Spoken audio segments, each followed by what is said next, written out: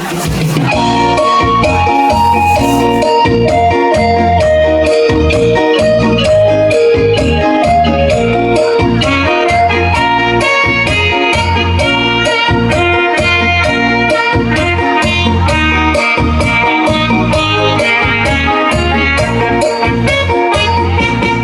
ึงแผ่นดิน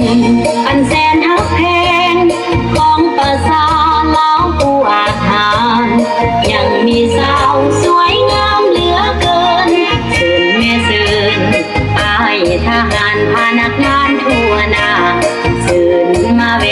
ยามสาวเสียงกวางมาเวเบึงจับมือจับวัน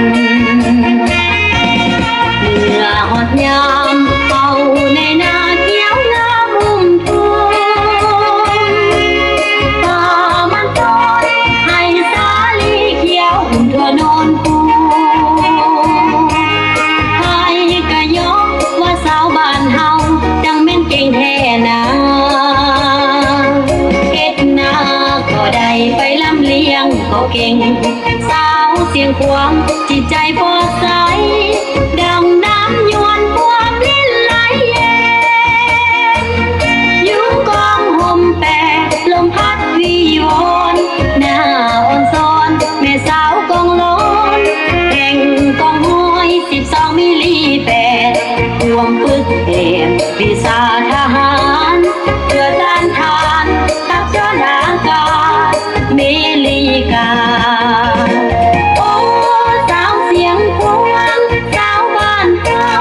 สมชื่อเป็นหญิงหนุ่มลาวที่ลาอาคารสมเป็นลูกหลานของประชาช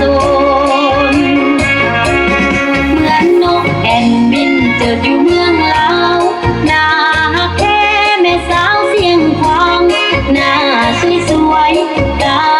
ดำๆก็กลมเคียงบางตาพายพื้นยิ้มแย้มแจ่มใสความก้าวไกลตามเส้นทางโคตรปลอยประเทศไท